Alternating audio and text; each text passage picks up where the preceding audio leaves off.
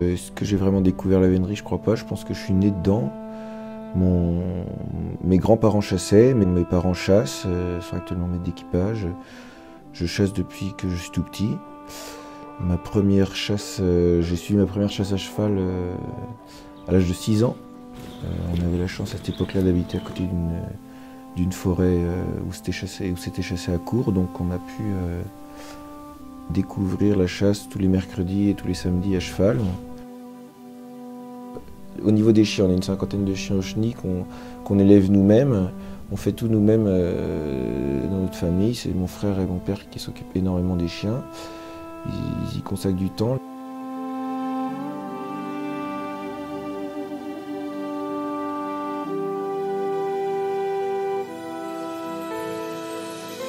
On cherche à élever sur des qualités de vitesse, des qualités de souplesse de change, pour pouvoir avoir une meute très homogène et ce que les chiens nous obéissent tous, évidemment, soit en meute, soit heureux de venir chasser avec nous, parce que on sent quand on les amène à la chasse que les chiens n'ont qu'une envie, c'est d'être avec nous et de nous faire plaisir à la chasse. Ils aiment ça, on sent que ils ne chassent pas forcément que pour eux, ils chassent aussi pour nous et pour nous faire plaisir. Chaque veneur a toujours une histoire avec ses chevaux parce que il y passe beaucoup de temps. Chaque veneur a surtout toujours le meilleur cheval.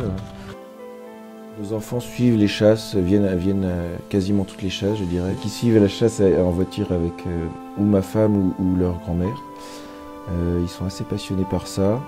Souvent, pendant la semaine, ils nous demandent où sera la prochaine chasse. Ils adorent retraiter avec nous et c'est vrai que c'est un bon moment qu'on peut partager avec eux. Ce qui fait la beauté de la vénerie actuellement, c'est qu'on a conservé tous ces codes qu'on a assis sur de très fortes traditions, des codes d'éthique, de respect de l'animal, que ce soit autant de l'animal chassé, car on va le chercher dans son milieu naturel avec des choses tout à fait naturelles que sont une meute de chiens, et des chevaux et des trompes.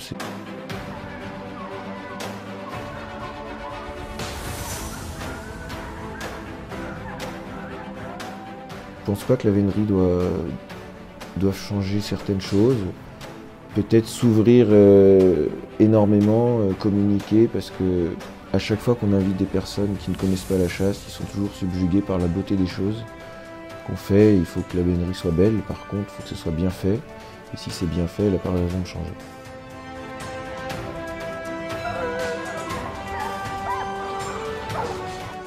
Ce que j'aime beaucoup, c'est voir les actions de chiens, voir par exemple un jeune chien qui se déclare à la chasse, c'est quand même un bon moment. Ça fait 2 ans qu'on le prépare à ça et le voir que se déclarer, chasser avec les autres en meute.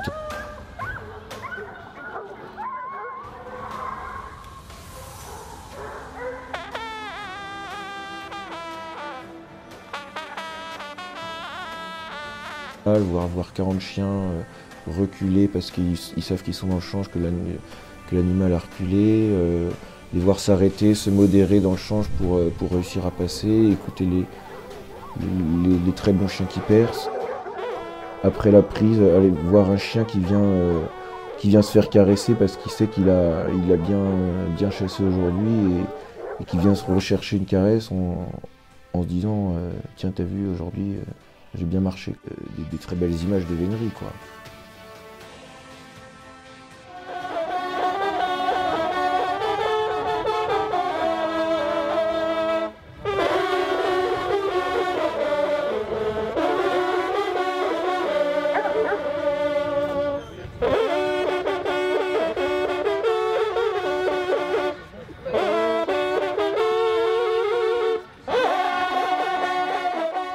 Un aspect très important de la vénerie, c'est également tout l'aspect social, c'est-à-dire qu'on rencontre plein de gens qu'on n'aurait jamais forcément rencontrés hors de la chasse et qui se réunissent autour d'une même passion.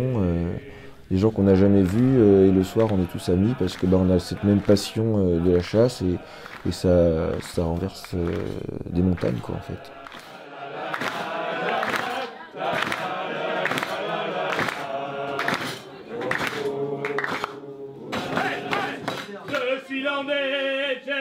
Naïs, je suis l'André.